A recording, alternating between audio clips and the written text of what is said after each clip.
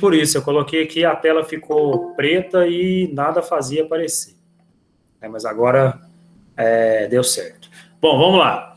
Boa tarde a todos. Vamos iniciar aqui mais uma aula de Educação Física Online. Nesta aula a gente vai continuar com o conteúdo que a gente está trabalhando, que a gente iniciou na semana passada, na aula anterior, que é o basquetebol. Na aula anterior, nós falamos um pouco sobre a história, conversamos um pouquinho sobre os conhecimentos que vocês já tinham, a respeito da modalidade. E nesta aula nós iremos falar um pouquinho sobre posições e fundamentos do basquete, certo? No final da aula nós iremos também fazer uma atividade pelo Google Formulários, pelo Google Forms. Vocês irão responder. E quem não estiver presente aqui na aula, vai assistir a gravação depois e responder o formulário logo em seguida. Combinado? Depois da aula de hoje, na semana que vem, nós vamos falar um pouquinho sobre regras. Regras é um assunto um pouco mais extenso, Então, a gente vai falar um pouquinho sobre regras, um pouquinho sobre sistemas táticos, que são sistemas de ataque e sistemas de defesa. E logo depois da aula da semana que vem, eu vou passar um trabalho para vocês fazerem, tá? Mas sobre o trabalho a gente conversa na semana que vem, assim que a gente encerrar esses dois tópicos. Combinado? Então, hoje, vamos para a continuação da nossa aula de basquete. Vou colocar aqui para fazer a apresentação.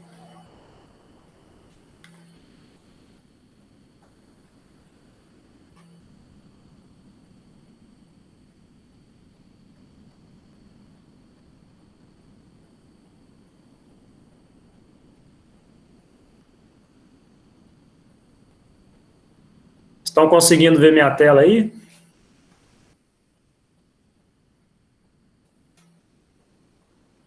Dá um ok aí para mim, por favor. Sim, a tela está aparecendo bem.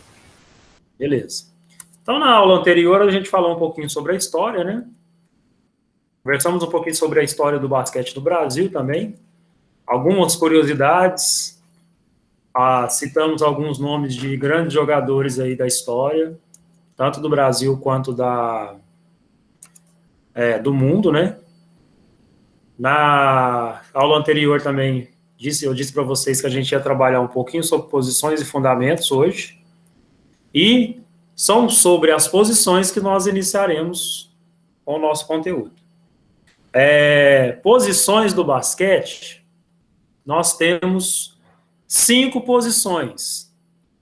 Só que no decorrer da nossa aula, a gente vai perceber que as posições do basquete hoje, elas se misturam muito. Porque cada vez mais a gente vê atletas, jogadores cada vez mais completos. Atletas que conseguem desempenhar várias funções no mesmo jogo. A gente sabe que, não sei se vocês têm conhecimento disso, mas geralmente a gente define a posição de cada jogador baseado nas características que ele tem. Isso serve para qualquer tipo de esporte. Então, no basquete nós temos as posições específicas, mas hoje em dia a grande maioria dos jogadores desempenham várias funções, ou seja, eles conseguem desempenhar várias funções das posições, das mais variadas posições. Tem atleta que consegue fazer as 5 posições durante um jogo só, Mas quando a gente começa a entender um pouco da história e o basquete começa a se desenvolver com regras, com as suas características próprias, a gente percebe que na época que a gente começou a pensar sobre posições, elas eram determinadas baseadas na característica de cada jogador. Então, geralmente, o jogador mais baixo do time, ele era o armador, e os alas. E o jogador mais alto era o ala, que hoje também pode ser chamado de ala pivô. Então, o O pivô, ele era considerado o mais alto de todos, disparado, ainda é hoje, mas hoje, como os atletas, eles, cada vez mais, a altura dos jogadores vem aumentando, muitas das vezes a gente confunde quem é o pivô, quem é o armador, quem é o ala armador, né? Muitas das vezes a gente confunde por conta disso. Porque hoje em dia, a grande maioria dos jogadores, falando profissionalmente, eles são muito altos. Então, a gente vê aí diferença de, às vezes, 5 centímetros para quem tem 2 metros, é praticamente uma diferença insignificante, né? Então, a maioria dos jogadores hoje, como eles têm uma estatura muito alta, as posições acaba que fica um pouco misturadas aí, né? Mas ainda a gente consegue identificar as posições baseadas nas características de cada um e o que cada um faz durante o jogo. Então, eu vou falar um pouquinho aqui sobre cada uma delas e a gente vai tentar analisar como que funciona essa questão das características de cada jogador. Bom, outra coisa, as posições do basquete, nós podemos usar 3 nomenclaturas, que é o número, o nome e o nome em inglês, porque o basquete, como ele é muito difundido lá nos Estados Unidos, se tornou os termos em inglês no basquete ficou muito famoso por conta disso, né? Então, muitas coisas que a gente pode falar a respeito do basquete são nomes em inglês. Vocês vão ver, às vezes, na parte de sistemas táticos, existem vários sistemas que a nomenclatura é em inglês e o pessoal fala o nome em inglês no mundo todo, independente da língua que o país fala, né? Então, é questão de cultura mesmo. Beleza? Então, pelo número, sempre quando vocês ouvirem, às vezes, uma transmissão, o narrador falou lá, o jogador 1 ou posição 1 é o armador. Tá? Conforme esse número vai subindo, a tendência, né, como eu falei para vocês no início, a tendência é que conforme o número vai subindo, o tamanho do atleta vai subindo também. Isso a gente falar há algumas décadas atrás. Se a gente for falar agora, já não tem mais isso. Os jogadores estão todos altos, a gente não vê quem que é o menor, quem que é o médio, quem que é o mais alto, não. Tá? Mas o número 1 é sempre o armador. Tá? Daqui a pouco a gente vai falar sobre a função deles.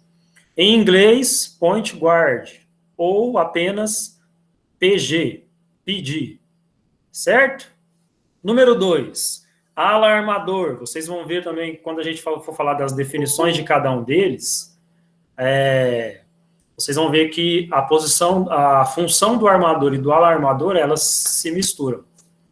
Tá? Só que um joga mais nas laterais e o outro joga centralizado. Se bem que, dependendo da jogada que o time faz, isso acaba que a gente nem percebe. Beleza? O ala, o ala armador é o shooting guard. O que quer dizer isso? É aquele especialista em arremessos de 3 pontos, especialista em arremessos de longa distância. Vamos entender um pouquinho. E o ala, small forward, que é aquele atleta que ele é responsável por, na maioria das vezes, por puxar contra-ataque. Então, o que é puxar o contra-ataque?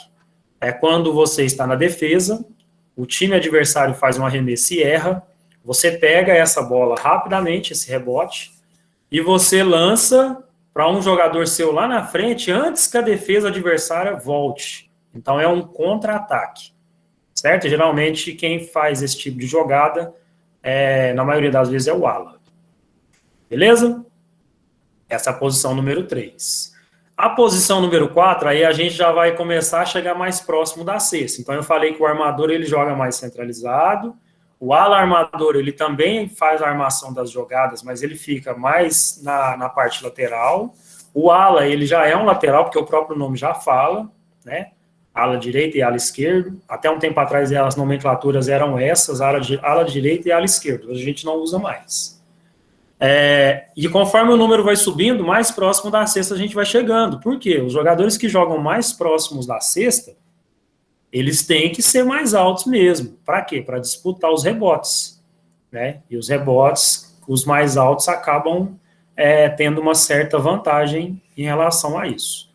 É lógico que rebote, a gente não vai aprofundar no assunto, mas quando a gente vai falando de fundamento, no rebote, às vezes um atleta que é menor, ele consegue posicionar, fazer um posicionamento melhor do que o que é maior que ele consegue pegar o rebote mesmo sendo mais baixo.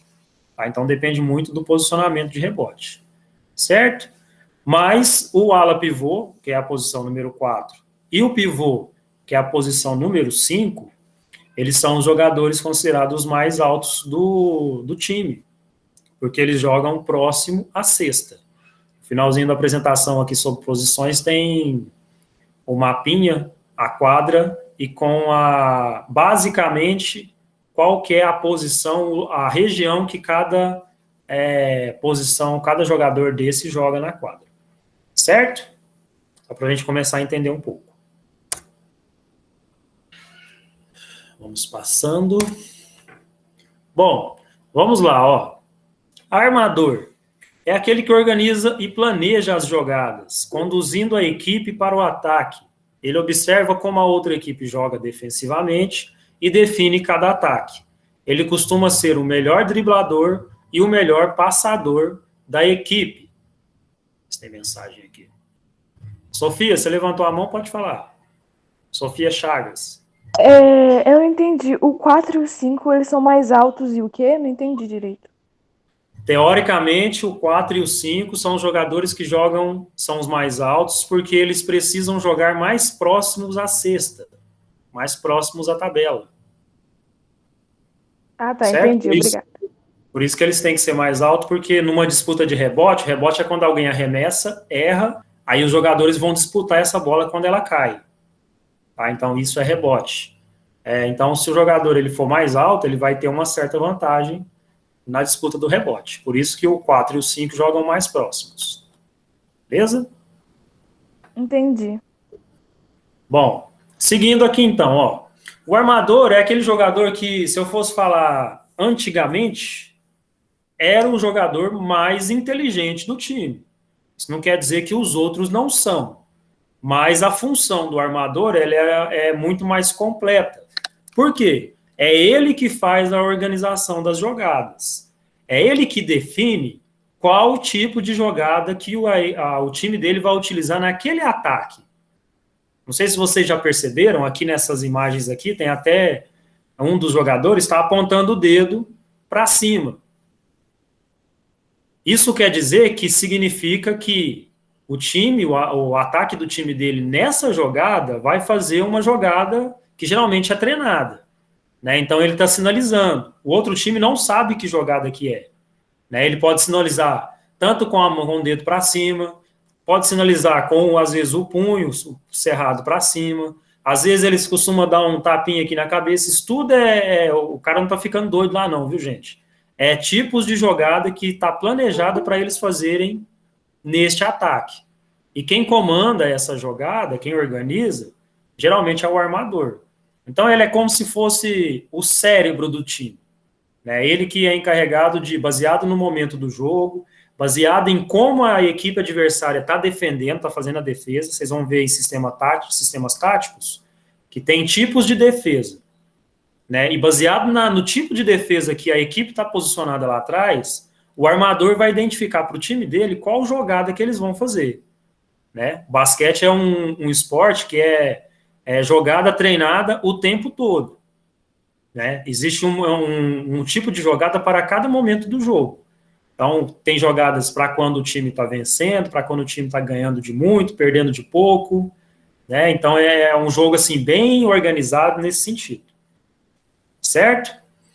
E ele costuma ser o melhor driblador e o melhor passador. E, geralmente, então, ele é o jogador mais habilidoso, se a gente for pensar dessa forma. É aquele que possui mais habilidades para fazerem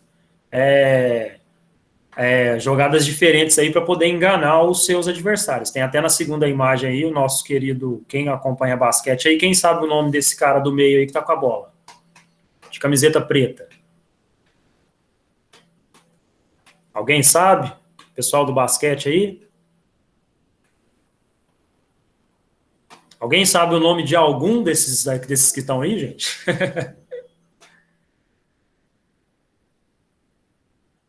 Não? Ninguém? Vocês não fazem a mínima ideia de quem são esses caras? Fala comigo, gente. Não, né? Não lembro. Então. O de camiseta azul aí, número 30, que está com o dedo apontado, é o Steph Curry. Esse cara aí revolucionou a forma de se jogar basquete de alguns anos para cá. Por quê? Ele ainda tem, né, que ele ainda joga, um arremesso de longa distância muito preciso. Então ele fez uma grande quantidade aí de cesta de 3 pontos no meio da quadra, e ele é muito difícil de ser marcado. Ele é muito habilidoso, então o time dele se especializou em fazer cesta de 3, na época que eles foram campeões, se eu não me engano, acho que em 2017, 16, não sei falar para vocês precisamente. Por conta disso, a equipe se especializou em fazer cesta de 3 e ninguém conseguia desenvolver um tipo de marcação que conseguia parar isso. Né? Então, o Golden State Warriors aí ficaram famosos por causa disso. O do meio é o Kyrie Irving. Ele já foi campeão também algumas vezes, só que ele se destaca pela habilidade que ele tem. É um jogador também que não é tão bom em pontuar, ele tem uma certa quantidade aí de pontos por jogo, mas a principal qualidade dele é o drible. Tomar a bola dele é difícil, viu, gente? E esse último é o Chris Paul.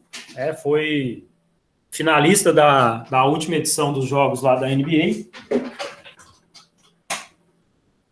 E o Chris Paul, ele se destaca pela inteligência dele em armar jogadas. Ele não é tão bom pontuador, né? Tem jogos que ele faz assim, muitos pontos, tem jogos que ele já não faz, né? Ele oscila muito nessa parte.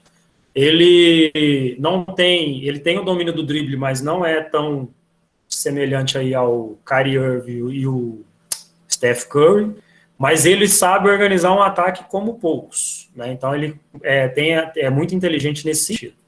Aí, isso aqui são só 3 exemplos aí de grandes jogadores da atualidade, tá? Que hoje em dia, se vocês assistem um jogo da NBA, vocês vão ver eles em ação. Bom, então, em relação ao armador, é isso. Geralmente é o jogador que conduz a sua equipe para o ataque. Geralmente, para ficar fácil de entender agora, geralmente esse jogador é o que leva a bola para o ataque. Então, ele é o primeiro a pegar a bola lá quando um time faz a cesta, o outro jogador passa a bola para ele. Ele é o primeiro a levar essa bola em direção ao ataque. Tá? Geralmente, esse jogador é o armador. Então, quando você estiver assistindo, o cara pegou a bola lá no comecinho da quadra, foi levando ela até o ataque, já fica de olho que esse daí tem grandes chances de ser o armador da equipe. Beleza? Ala armador. Bom, o ala armador é aquele que tem a função de ajudar o armador quando ele está sendo marcado, organizando as jogadas de ataque e também sendo o jogador que inicia um contra-ataque, com um passe longo, sempre que possível. Falei para vocês anteriormente, os alas, eles têm essa função, né, de iniciar o contra-ataque. Expliquei para vocês como que funciona. Com o passe longo não preciso nem falar para vocês como que funciona. Passe longo é você, às vezes, está lá no início de uma jogada e você faz um passe que pode chegar até lá no final da quadra. Né? Então, chegar até a cesta da forma mais rápida que tem, fazendo apenas um passe. Tá? E ele tem a função de ajudar o armador. Então, se o armador, às vezes, está num momento ruim da partida lá, tem um outro jogador da equipe adversária que está conseguindo fazer a marcação dele, ele não está conseguindo jogar. Aí esse ala armador tem a função a obrigação de ajudar esse armador. Tá? Nos exemplos aqui nós temos o James Harden, que é o famoso Barba, né? Barba famosa aí no mundo do basquete. Quem acompanha está mais do que acostumado de ver ele. E ele é um jogador que pontua muito. Tá? A média de pontuação dele em cada partida é muito alta. E aqui do outro lado, de camiseta branca, é o Devin Booker. É um jovem jogador aí que vem se destacando nos últimos anos, principalmente na última temporada. Tá? Foi vice-campeão também, junto com o Chris Paul, que a gente colocou no slide anterior. Beleza? Ala. O ala é aquele que precisa fazer a leitura completa do jogo como um armador. Ele tem a capacidade de se infiltrar no garrafão, apresenta um bom arremesso de curta, média e longa distância, além de disputar o rebote. Olha só para você ver, ó, devagarzinho a gente vai chegando naquela parte que eu falei para vocês sobre o jogador que cada vez mais ele tem o papel de desempenhar várias funções. Aqui está falando sobre o ala, mas olha só, ele apresenta um bom arremesso de curta, longa ou média distância. Então, ele consegue fazer arremessos de perto, de longe ou de médio alcance. E ele tem a capacidade de se infiltrar no garrafão. O que é infiltrar? É quando a defesa está posicionada e o atleta ele consegue passar a defesa posicionada próxima ao garrafão, que é aquela área que eu já mostrei para vocês na aula anterior, e fazer a cesta. Além de disputar rebote. Então, quer dizer que o ala também tem que ser alto. Profissionalmente, vocês vão ver que os alas eles têm uma altura bem considerável. Então, ó, já mudamos um pouquinho e já não é tanto a posição 4 e a 5, não é tanto o pivô e o ala pivô. O ala também tem uma altura considerável aí. Aqui na imagem temos o LeBron James, já conheceram um pouquinho sobre ele aí, e o Kevin Durant, que é bastante famoso também no mundo do basquete, para quem acompanha, e foi o jogador mais conhecido que foi para as Olimpíadas agora de Tóquio, com a seleção americana. A grande maioria das estrelas da NBA não foi, e ele foi um dos que foram, né, e foi destaque lá e trouxe a medalha de ouro. Certo? Estão conseguindo acompanhar? Estou falando muito rápido. Tá tranquilo até aqui? Tem dúvidas? Tá tranquilo. Tiver dúvida, se tiver dúvida, pode abrir o microfone aí e perguntar, pode escrever no chat, tá tranquilo, né? Beleza. Fiquem com vergonha de perguntar não, viu, gente? Ala pivô. Ó, é a função desempenhada pelo jogador que tem potencial para o arremesso, força física e domínio dos fundamentos de que necessita um atleta dessa posição. Assim, caso o jogador tenha as características que o levam a ter uma vantagem física sobre os adversários e tenha os fundamentos de pivô, provavelmente ficará perto da cesta, sobressaindo no grupo. Então, ele é um atleta que desempenha tanto a função de ala. Cadê a função de ala? Ó, ele desempenha a função do ala e ele desempenha a função do pivô, que a gente vai ver daqui a pouco, no próximo slide. Né? Então, ele tem um total domínio dos fundamentos, mas ele tem força física também e altura. Então, são jogadores grandes, altos, que a gente imagina assim, que até algumas décadas atrás a gente vê, esse cara aí vai custar andar na quadra, só tem tamanho, é molengão, não tem mobilidade nenhuma, não tem agilidade, a função dele é ficar perto da cesta. Ele fica só lá perto esperando alguém jogar a bola para ele fazer um giro e fazer a cesta. Né? Hoje em dia já não tem isso mais, eu falei isso para vocês na aula passada. Então, geralmente o jogador que se encaixa nesse perfil é o ala pivô. Ele é muito alto, mas ele tem as características, a velocidade, a agilidade, a habilidade de um ala.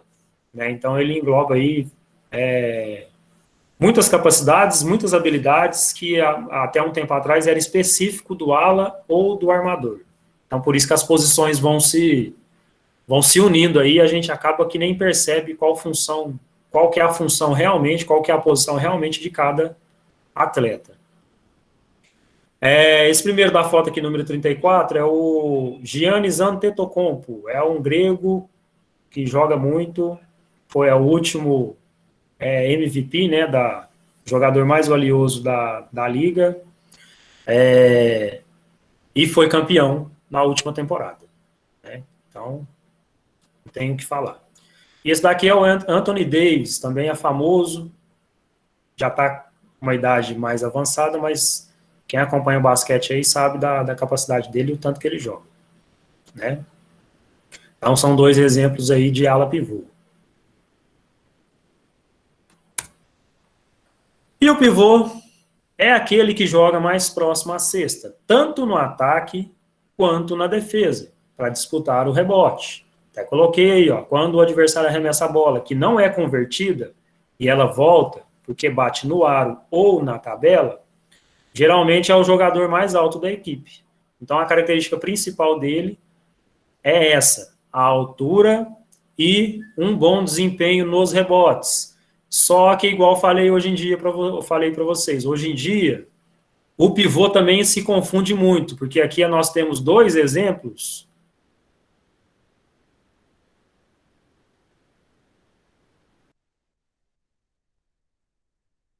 Usar essa bola da defesa para o ataque como um armador. E eles pontuam muito, tanto de perto, né, de curta, quanto de média, quanto de longa distância. Inclusive, esses dois aí conseguem fazer até cesta de 3 pontos.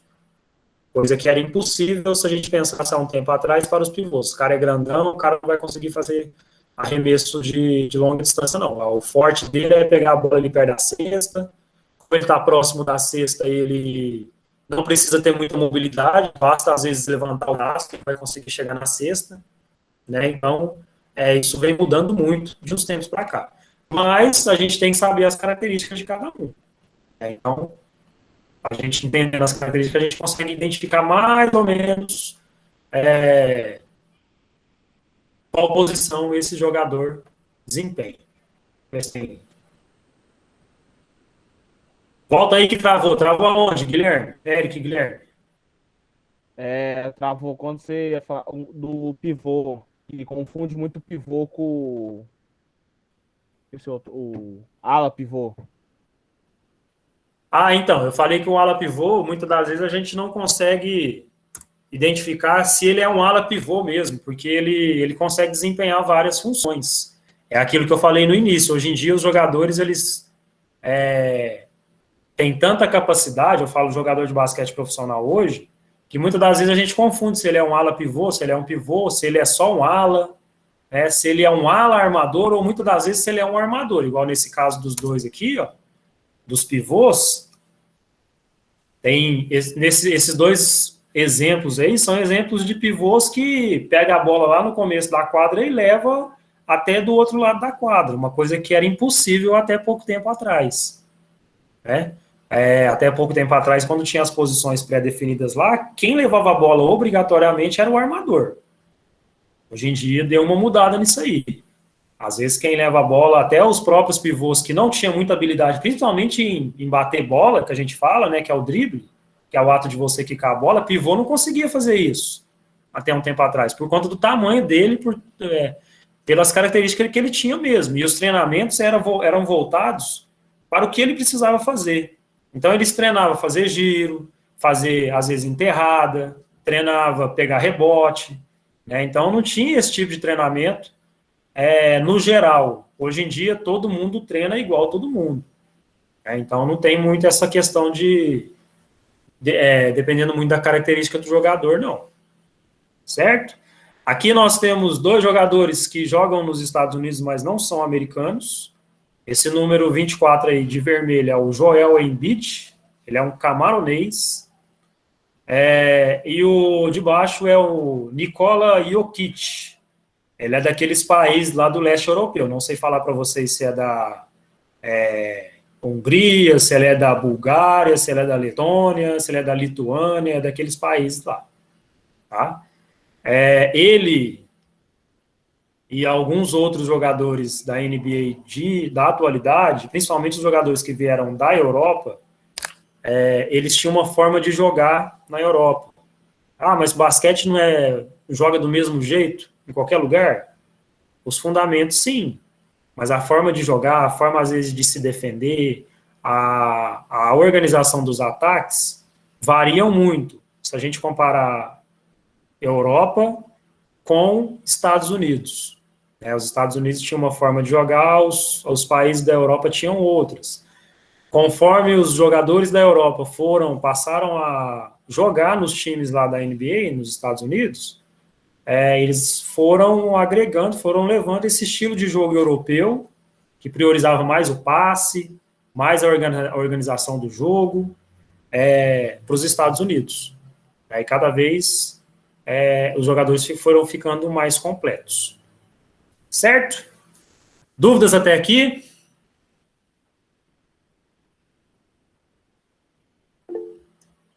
Pode falar, Eric. Eu tô com dúvida no ala pivô. Eu não entendi muito qual é a função. Ala pivô, vamos voltar lá. Ala pivô. Eu vou falar para vocês que o ala pivô hoje, vocês podem até colocar nas anotações de vocês aí, ele é o que desempenha mais funções durante o jogo. Então, ele tem potencial para poder fazer arremesso de qualquer lugar da cesta, de qualquer lugar da quadra. Ele tem força física, geralmente o armador ele não tem força física, ele é mais, não é tanto atlético, e não tem tanta altura, apesar que todos são altos, né, mas geralmente o armador é um pouco mais baixo. Então, comparando, tá? O ala pivô, ele tem força física e ele domina os fundamentos. Que fundamentos são esses? Rebote, passe, condução de bola, tá? Tudo isso é fundamento. Ele consegue conduzir essa bola para qualquer lugar da quadra, ele tem habilidade para fazer drible, né? Então ele é um atleta completo se a gente comparar com os outros, tá? Tranquilo, Eric? Ficou claro aí ou quer que complementa mais um pouco? Sim, já deu para ter uma ideia aqui. Certo. Ele tem fundamentos de pivô. Provavelmente ele ficará perto da cesta. Nem sempre ele fica perto da cesta. Esse cara aqui, esse número 34, por exemplo, ele tem a capacidade de fazer a infiltração, que eu já expliquei para vocês. E essa infiltração está voltada mais para o ala, mas como ele é um ala pivô, ele consegue fazer essa infiltração. O ala não necessariamente ele domina a arte do rebote. O ala pivô, sim. Né? Assim, falando bem... Se eu for separar posição por posição. Tá? Hoje em dia, a maioria dos jogadores, eles conseguem dominar grande parte dos fundamentos. A maioria deles. Muitos ainda tá habituado com a parte antiga lá das posições do basquete. Muitos deles fazem apenas a função lá do armador, tem a facilidade para fazer arremesso de longa distância, mas de próximo talvez não tem. Né? Tem esse cara aqui, o Giannis Antetokounmpo, ele tem N qualidades, milhares de qualidades, mas ele tem um defeito. E esse defeito já fez o time dele perder jogo. Ele não consegue cobrar lance livre. Já expliquei para vocês sobre o lance livre, né? Lembra da aula passada? Lembram? Maria Gabriela, a gente vai ficar sabendo aqui sobre o que é rebote já já. Rebote é um fundamento, a gente vai aprender sobre ele. O Eric e Maria Gabriela que colocou aí que não sabe o que é lance livre. Lance livre a gente vai aprender nas regras, mas eu já vou falar para vocês o que é. Quando o jogador está no ato de um arremesso, ele está posicionado para fazer um arremesso, algum jogador de defesa toca nele, ou seja, faz uma falta, ele tem direito a cobrar lances livres. Lances livres é cobrado lá na cabecinha do garrafão. Vou voltar aqui. A quadra. Aqui a quadra. Lance livre, ó. Estão vendo aí? Então, se um jogador sofre uma falta no ato do arremesso, ele tem direito a cobrar 2 lances livres dessa área aí. Então, cada lance livre vale 1 ponto, só que ele vai valer 2 se o arremesso acontecer dentro da área aqui da região dos 2 pontos. Tá vendo? Tá vendo aqui, ó, zona da cesta de 2 pontos. Se ele estiver fazendo um arremesso antes da linha dos 3, aí ele vai ter direito a 3 lances livres. E se a bola cair? Se a bola cair, ele conquista os 3 pontos e tem direito a mais 1 lance livre de bonificação. Então, quer dizer que se ele fizer um arremesso, sofrer uma falta, A bola caiu na cesta, vale os pontos? Vale.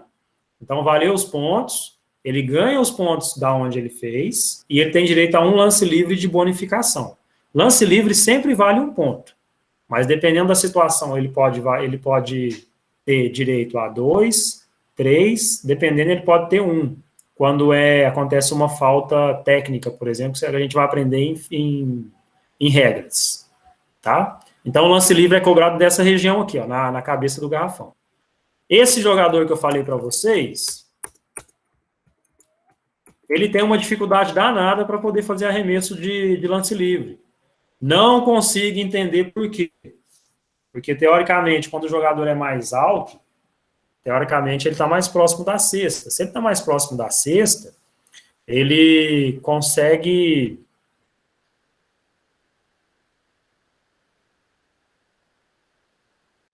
colocar muita força para poder chegar na cesta, né? E muitas das vezes, antigamente também, os jogadores que eram muito altos, eles tinham muita dificuldade de fazer arremesso de lance livre. Aconteceu também algumas vezes dos técnicos dos outros times saber da característica desse jogador e mandar fazer falta nele. Ó, pode fazer falta nele aí que ele não vai conseguir fazer lance livre mesmo. Então foi usado muito essa tática aí para poder ganhar jogos, né? Não tem justificativa para isso, a gente não consegue entender.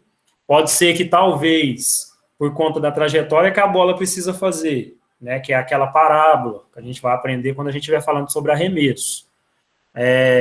A bola faz uma parábola para ela poder cair na cesta com facilidade. Se ela não fizer essa parábola, a chance da bola cair é menor, né? Então, como o jogador é muito alto, talvez ele não consiga fazer com que a bola faça essa parábola e caia, né? Então, pode ser uma das justificativas. Beleza?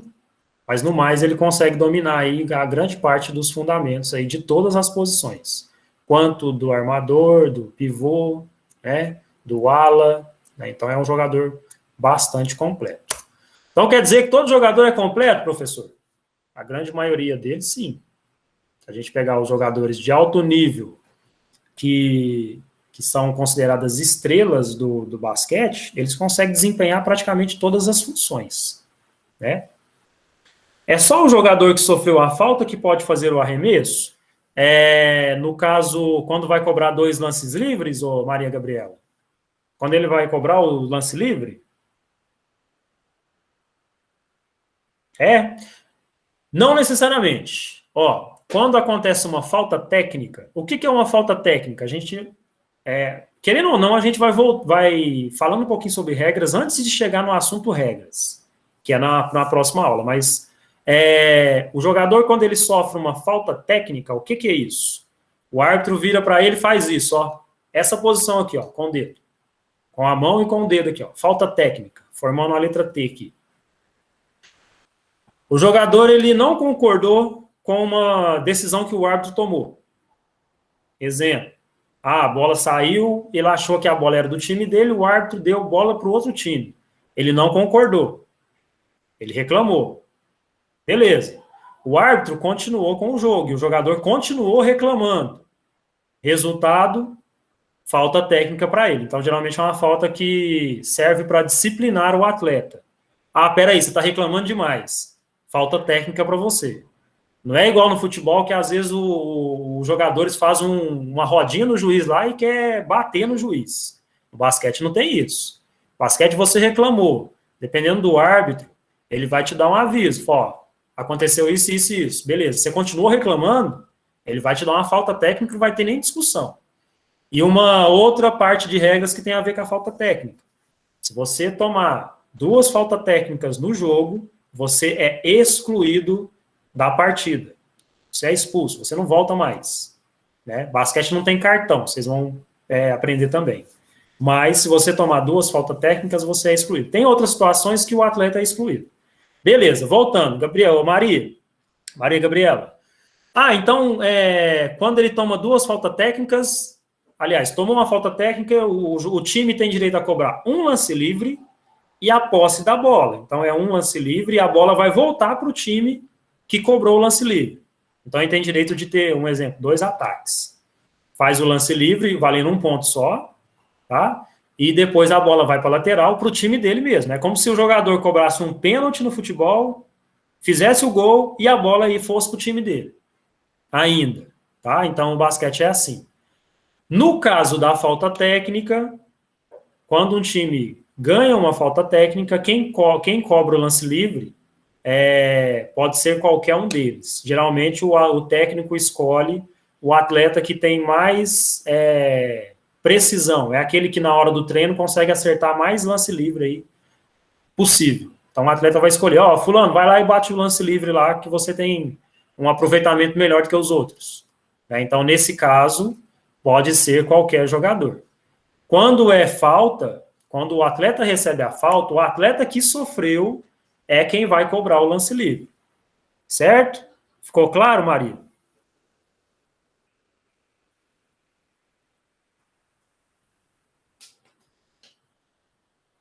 Maria Gabriela pediu para avisar que ela caiu. Beleza. Ela voltar. Ah, voltou já. Entendeu então, né? Beleza. Professor, mas e se ele sofreu uma falta e machucar e não conseguir jogar? Aí pode ser chamado um outro jogador para cobrar o lance livre em substituição a ele. Ah, mas se ele tiver em condições de fazer o arremesso, ele vai fazer o lance livre. Beleza? Mais alguma dúvida?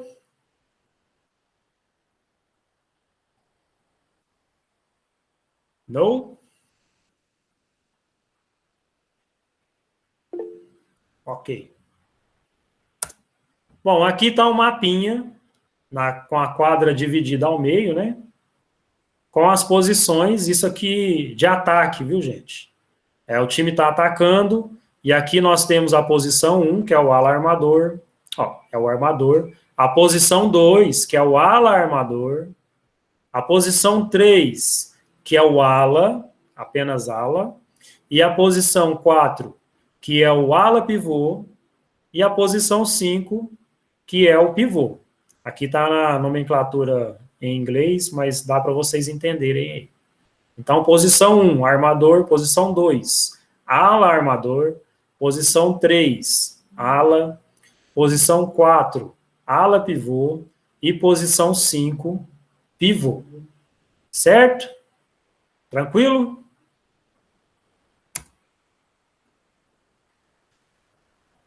Alguma dúvida sobre as posições?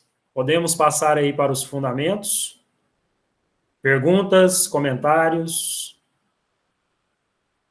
Professora, eu buguei muito. Você pode voltar um pouquinho? Posso voltar. Até onde? Onde você não entendeu nada. Pergunta aí que talvez nem voltar irá precisar. Oi? Às vezes eu tô trocando a... Como chama? Sabe, ala pivô e pivô, eu tô trocando. Os negócios eu não tô entendendo direito.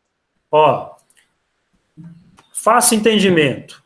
Ala pivô é aquele que consegue fazer infiltrações, aquele que consegue, que ele joga mais longe da cesta, mas ele consegue aproximar da cesta e fazer jogadas lá próximo também. O pivô é aquele que joga mais próximo da cesta. Então, o pivô, ele não faz infiltração. O que é infiltração? É você tá aqui, aqui tá no mapinha, aqui tá na quadra, ele fica aqui atrás da linha dos 3, e ele vai batendo bola, driblando os outros jogadores para chegar próximo da cesta. Isso é uma infiltração.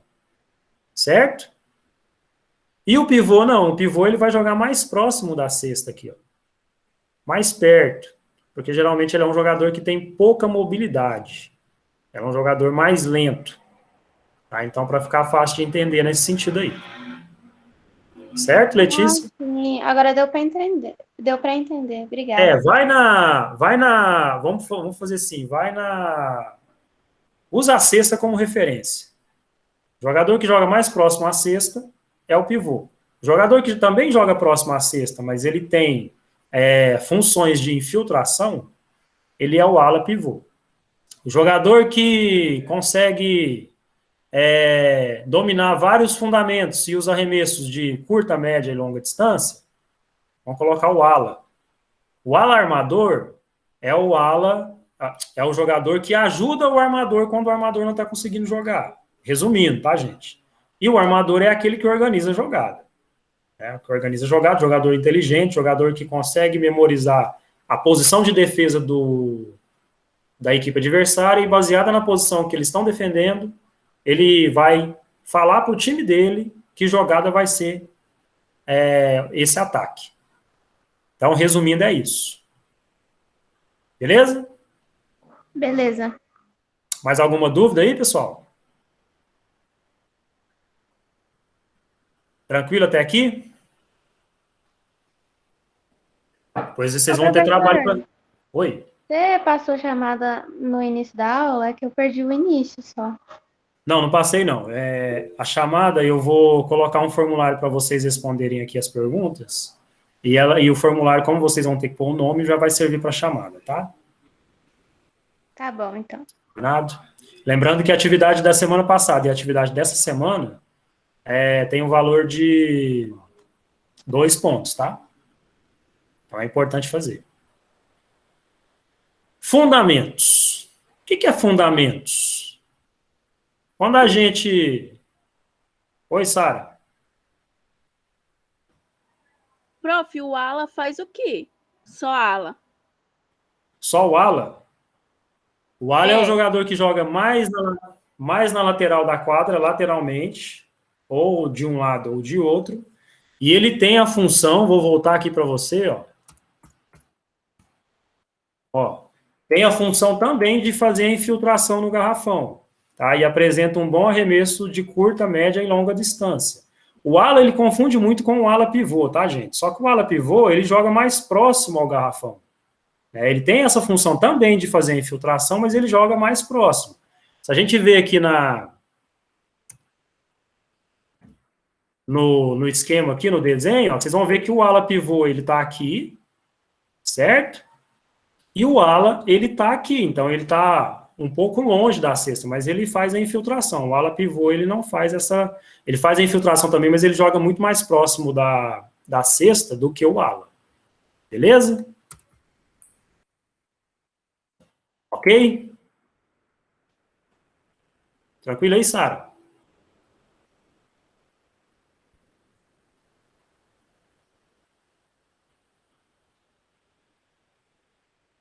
Vou postar lá no Google Sala de Aula o formulário, o Gabriel.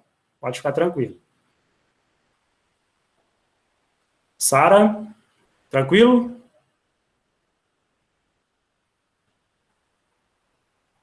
Tranquilo. Beleza, se não entender, professor, está confuso. Pode me falar aí que a gente conversa.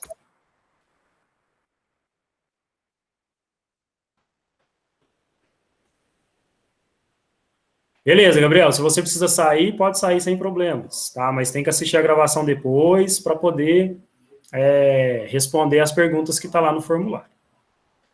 Bom, fundamentos. O que vocês acham que são fundamentos? Gente, o que é fundamentos? Não vai ler o que está escrito aí não, porque isso aí são os tipos de fundamentos.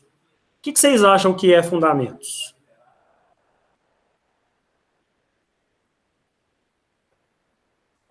Conversa aí comigo, vai. Movimentos? Oi? Movimentos, jogadas? Movimentos, tem a ver com movimentos. O que mais? São as jogadas específicas do basquete e meio que obrigatórias que acontecem em todos os jogos?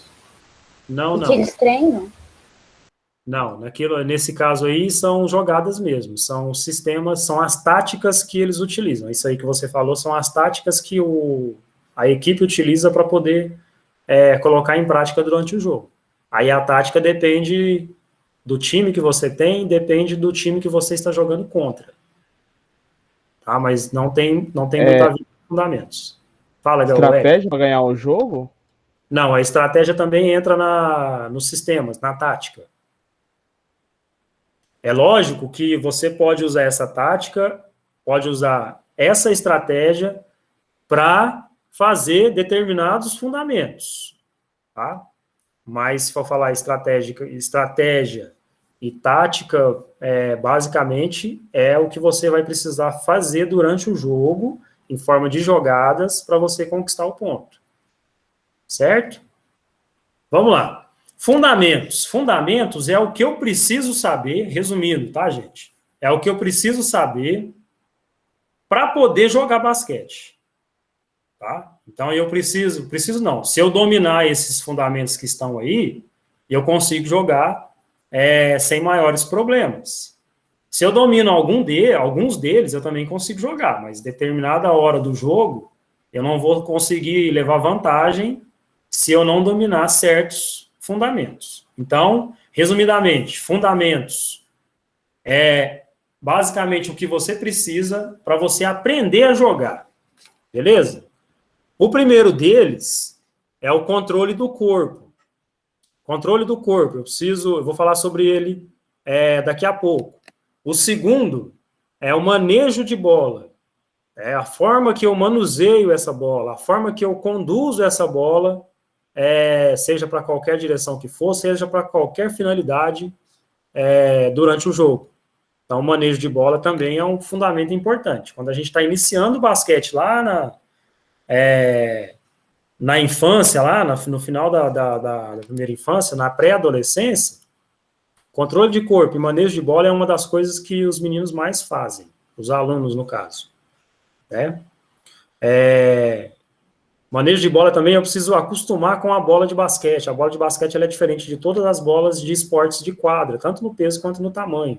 Então, eu preciso me acostumar com ela para poder realizar todos os outros fundamentos que vêm na sequência. Beleza? O drible é um dos fundamentos também importantíssimos. O passe, nem se fala. Drible e passe, junto com o arremesso, os fundamentos que mais acontecem durante o jogo. Você precisa passar a bola para o seu jogador, para o seu colega de equipe. Você precisa driblar. E o driblar no basquete, vocês vão entender aqui que é só quicar. É o simples ato de você quicar a bola no chão. Né? E o arremesso é o ato de você lançar essa bola em direção ao aro, à cesta. E o rebote, vocês vão perceber também que o rebote também é importante, mas para acontecer o rebote, tem que acontecer o arremesso. Não existe rebote sem arremesso. Tá? E para acontecer o arremesso, precisa ter no mínimo não, tem que ter passe, porque é impossível você fazer um arremesso sem passe. A gente vai entender por quê. Vou falar um pouquinho de cada um deles aqui. Controle ou manejo de corpo. É muito importante para realizar os movimentos do basquetebol. Controle do corpo é importante tanto nos movimentos de defesa quanto nos movimentos de ataque. Essa imagem aí, vocês estão vendo que o atleta está fazendo um controle ou um manejo do corpo. Ele está posicionado de uma forma que vai dificultar o outro time, né? Então, ele está fazendo um movimento aí de ataque, dificultando para o outro jogador que está fazendo a marcação nele de tomar a bola. Olha lá, ele está colocando a perna à frente e, de certa forma, escondendo a bola. Se o outro jogador tentar dar um tapa na bola ali, provavelmente ele vai acertar a mão ou o braço desse jogador ou até a perna. Então, ele vai cometer uma falta. Então, esse controle de corpo aí, do corpo é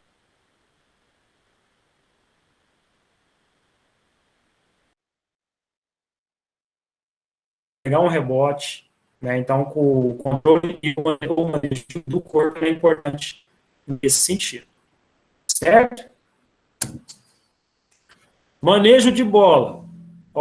Manejo de bola é o fundamento do basquete que tem como objetivo desenvolver a habilidade de controle de bola em diversas situações. Então, aquele jogador que, às vezes, manejo de bola, ele quica a bola por entre as pernas, né? Ele consegue esconder essa bola e fazer um passe com uma das mãos, né? Então, ele está tendo um domínio dessa bola. Né? Então, ele consegue fazer várias situações utilizando a bola sem que o adversário leve vantagem em relação a isso. Então, o manejo de bola é importante nesse sentido. Você domina a sua ação com as suas mãos na bola. Tá? Durante os exercícios de manejo de bola, vocês vão perceber que muitos dos exercícios, se a gente tivesse na prática, né? Muitos dos exercícios de manejo de bola, a gente faz durante as aulas, mas durante o jogo, muitas das vezes ele não vale. Por exemplo, passar a bola em volta aqui da cintura. Se eu estiver andando, eu não posso fazer isso. né? Se eu estiver parado, eu ainda posso fazer. Mas por que a gente faz isso quando a gente está fazendo exercício? Para o aluno, para o atleta, acostumar com a bola, acostumar com o toque nessa bola, a empunhadura certinha lá, como que se faz, né? Então, a gente faz esse tipo de exercício para controle mesmo, certo? Vamos ver se tem pergunta aqui. Sofia levantou a mão, pode falar? Professor, explica a outra, controle do corpo, eu não entendi direito. Por Controle favor. do corpo. Bom, vou voltar aqui. Sofia, você está jogando basquete. Um exemplo. Deixa eu voltar aqui no slide. Você está jogando basquete. Alguém vai tentar tomar a bola de você. Você precisa fazer alguma posição aí com o seu corpo para dificultar alguém a tomar a bola de você. Você vai aprender lá o último item é o rebote. Você vai aprender no rebote que o rebote é o ato quando alguém faz um arremesso, a bola bate no aro, que é aquela parte redonda lá onde fica pendurada a cestinha, né, onde a bola entra. Ela bate lá e volta, ela não cai. O rebote é a próxima ação logo depois do arremesso, quando ela bate no aro. Os jogadores vão disputar o rebote. Se você estiver atrás do seu adversário, você acha que você vai conseguir pegar esse rebote? O que você acha? Não. Se você for um pouco mais alto, até que sim. Mas se a pessoa estiver na sua frente e ela fizer um controle do corpo dela, bloqueando a sua passagem, você não vai conseguir pegar o rebote, né? Então, o controle de corpo, o manejo do corpo, tem a ver com isso, tem a ver com as posições que você faz durante as partidas, durante a situação do jogo.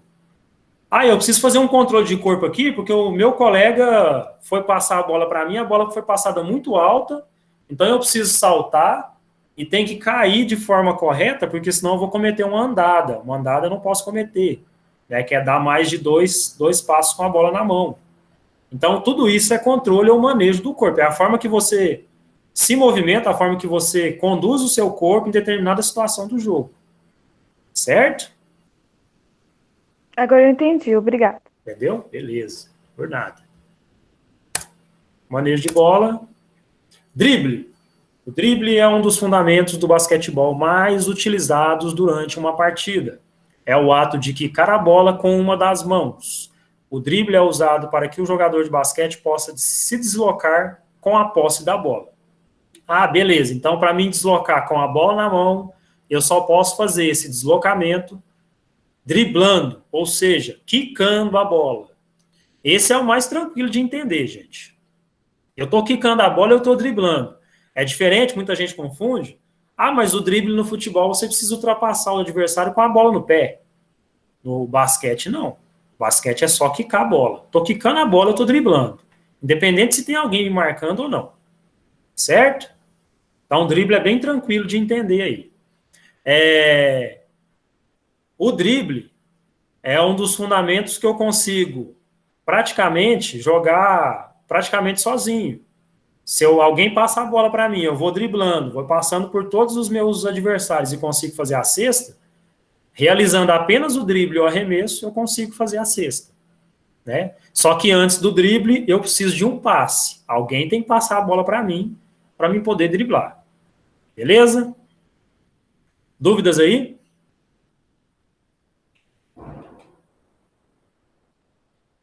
Não? Se não tiver, pode ir. Certo. Tá entendendo tudo aí, né, gente?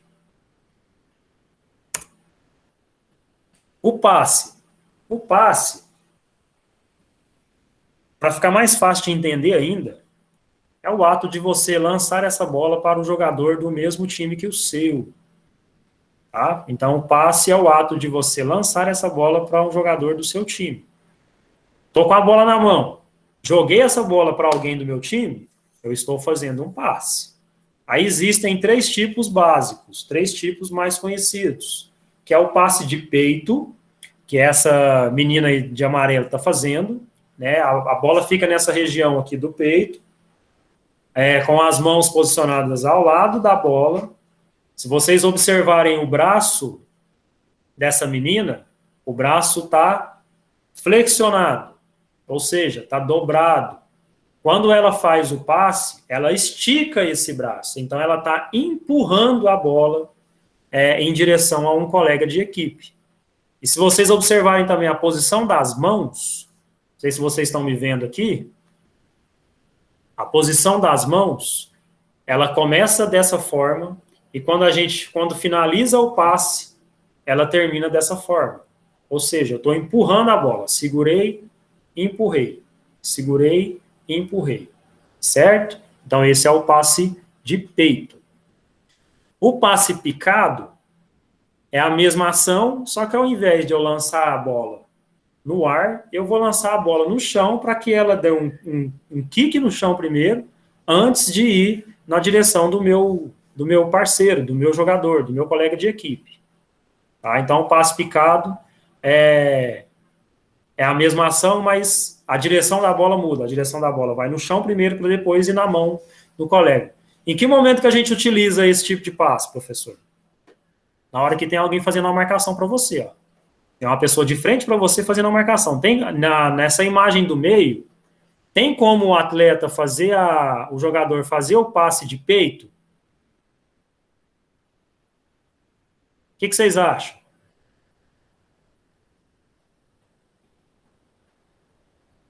Tem, gente? Na segunda imagem, a imagem do meio aqui, ó, tem 3 jogadores, 2 de laranja e 1 de vermelho. Se está clara a imagem aí para vocês. Tem como o jogador de laranja passar a bola para o outro? Não, né? Por quê? Porque tem um na frente dele, tem um marcador na frente dele. Se ele fizer esse passe, vai pegar nesse jogador e ele vai perder a bola. Então, por isso que ele faz o passe picado. Faz o passe no chão, pode ser com as 2 mãos ou com uma mão só. Dependendo da posição do marcador ali, pode até jogar por entre as pernas do jogador que está marcando. Tá? Então, o passe picado, a bola vai no chão primeiro. E o passe de ombro, né, que é essa terceira imagem aqui, você vai colocar a bola aqui na região do seu ombro mesmo e vai fazer o lançamento, vai lançar essa bola em direção ao seu jogador,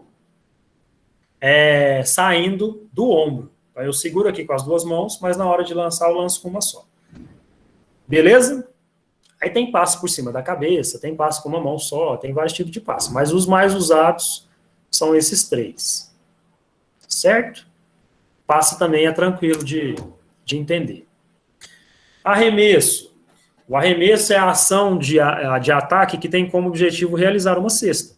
Então, o arremesso é o ato de você lançar esta bola em direção à cesta. Então o arremesso é quase um passe? Sim. Só que o passe você lança em direção ao seu colega e o arremesso você lança em direção à cesta. Aí existem várias formas de você realizar esse arremesso. O mais comum, que a gente sempre... eu, no meu caso, eu sempre faço essa forma de ensinar para os alunos, que é assim, ó, eu seguro a bola com uma mão, essa mão vai ser apoio, né? A outra mão vai ser a mão de impulsão, que é aquela mão que você vai usar ela para poder fazer o arremesso.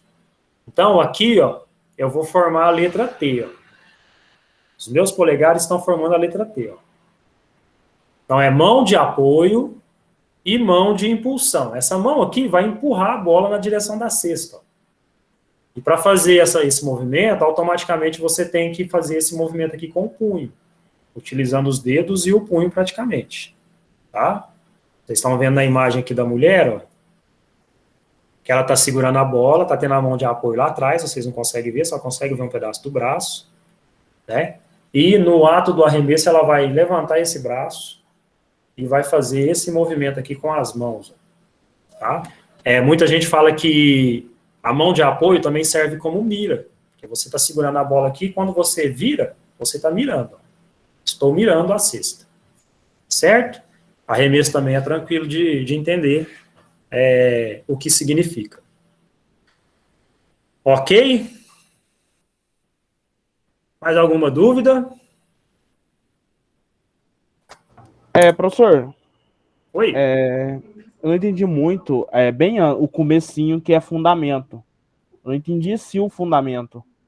Fundamento, Eric, é o que você precisa para você jogar. Então, eu preciso saber passar a bola para jogar, eu preciso saber arremessar para jogar, eu preciso saber quicar uma bola para poder jogar. Então, fundamentos são habilidades que o atleta precisa saber para poder desempenhar bem o seu jogo. Então quer dizer que se eu não souber quicar a bola, eu não vou saber, eu não vou poder jogar?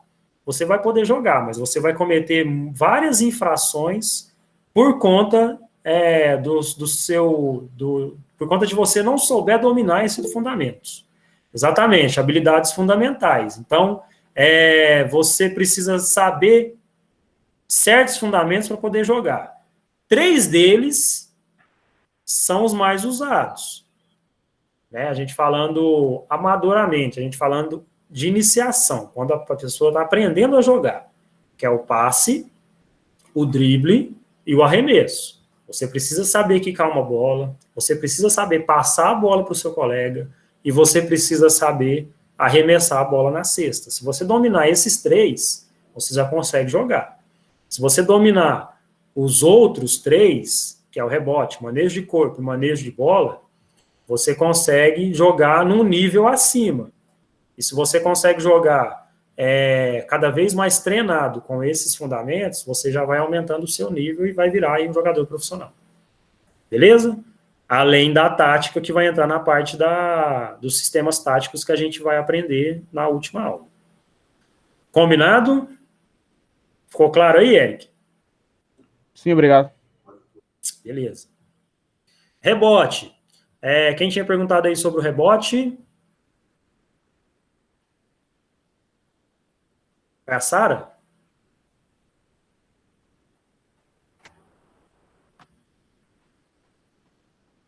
Fui eu não, prof? Foi não? Foi a Maria Gabriela. Professor, o que é rebote? Já está aí, ó. Rebote no basquete é o ato de pegar a bola após um arremesso não convertido. O que é um arremesso não convertido? É quando alguém faz um arremesso e a bola não cai na cesta. Então, quando a bola não cai e ela volta, existe um rebote. Vocês estão vendo essa imagem aí que os atletas estão disputando a bola aqui próximo à cesta? Um deles aqui fez o arremesso, a bola não caiu, e os outros 2 aqui estão disputando a bola. Eu até falei a respeito da posição, do manejo de corpo. Esse atleta que está aqui de verde, esse barbudo aqui, careca, ele está em vantagem, porque ele está na frente, ele está fazendo um bom manejo de corpo aí, não deixando o que está atrás dele chegar próximo, o que está atrás dele tomar a posição dele para pegar o rebote. Então, no rebote é utilizado muito esse manejo de corpo. Certo? Então, o rebote é o ato de pegar a bola após um arremesso não convertido, após uma cesta não feita, uma cesta que ocorreu um erro. Certíssimo? Aqui nesse caso aqui tem 3 atletas disputando o rebote. Ok, turma? Dúvidas? Tranquilo, prof. Tranquilo? Vocês estão a fim de fazer atividade hoje ou não? Claro, né?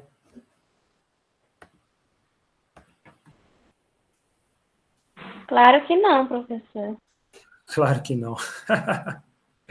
Ai. Vocês querem ser liberados mais cedo e eu coloco a atividade lá no Google Form, no Google Sala de Aula? Ou vocês querem fazer agora? Não, depois.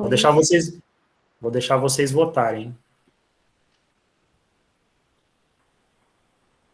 Certinho, então eu vou colocar a atividade. Oi, você quer falar, Ellen? Acho que é melhor o senhor liberar agora para você conferir se chegou todos, igual da outra vez. Certo, então eu vou colocar lá no Google Forms, vocês saem rapidinho, entra lá e já preenche, beleza? Aí eu vou ficar aqui na sala e vou dando retorno aqui de quem já preencheu. Combinado? Combinado. Professor, Pois não. essas Pode falar. atividades vale ponto assim ou só frequência mesmo? Só para saber. Vale ponto e frequência, igual a atividade da aula anterior, valeu como presença e pontuação também. Eu disse anteriormente que são 2 pontos para cada atividade que eu passo aqui. Então, a da semana anterior valeu 2 e a hoje vale 2 também. Se errar, perde ponto. Olha, eu costumo considerar bastante coisa. Talvez você respondeu alguma coisa lá que não está da forma correta de responder, mas eu entendi que você quis responder certo, você interpretou de uma outra forma, eu costumo considerar, tá? Entendi, valeu. Beleza? Ó, vou colocar lá, lembrando que vocês terão um prazo aí até às 13 horas da sexta-feira que vem para poder preencher. Então, quem quiser preencher agora, já fica livre, junto com a chamada. Tá? No formulário vocês vão colocar o nome, eu vou acompanhar a chamada por lá. Certo? Então, vocês terão um tempinho aqui para preencher agora. Caso vocês não preencham, vocês terão até sexta-feira. Não esqueçam, porque tem gente que às vezes não está fazendo as atividades, tá? E é importante fazer para garantir a pontuação. Vou colocar lá agora para vocês.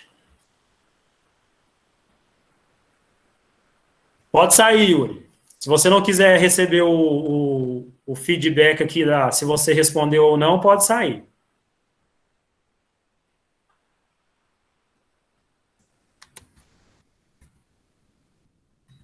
Gravação da aula e atividade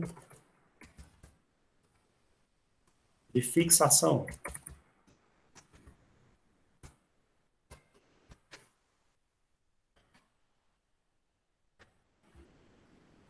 Gravação da aula. Lá no Classic você vai postar? Vou colocar agora lá. Gravação da aula, presença e atividade de fixação de conteúdo. Já vou colocar o link lá para vocês.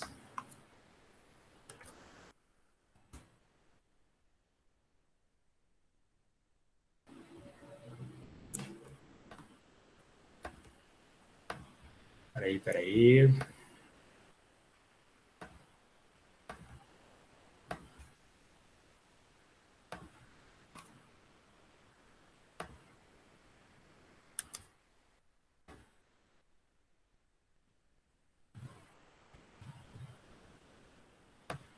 Turmas 1G e 1F. Data de entrega, dia 27, 13 horas. Valor, 2 pontos. Atividade criada, pessoal. Podem entrar lá.